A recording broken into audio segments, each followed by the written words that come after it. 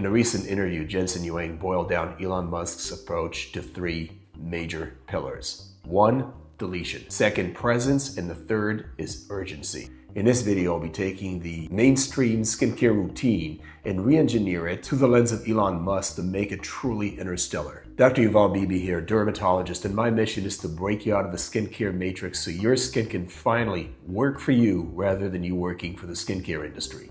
So viewing skincare through the lens of deletion, as in taking out all the unnecessary fluff. When looking at skincare, I'd say it's almost 100% that we need to delete.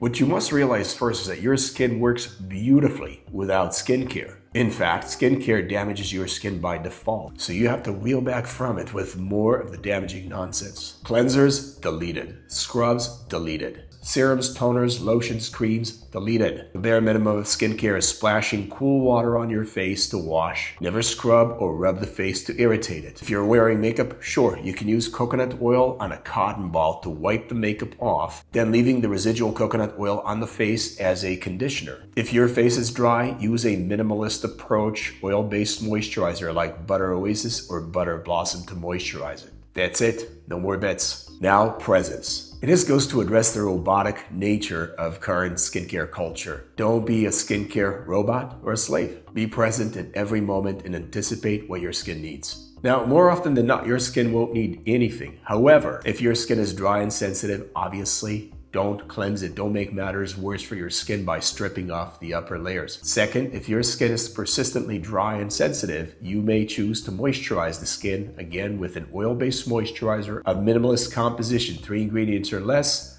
applying it thinly over the sensitive dry areas. Sunblock for those at risk of burning. Now, we do want some unmitigated exposure. There are plenty of benefits to sensible sun exposure. However, avoid getting burned by timing your exposure. Get about 30 to 50% of what it takes for you to get minimally burnt, which means you're nowhere near a sunburn and certainly nowhere near a deep tan. So you're getting all the benefits while mitigating the risk.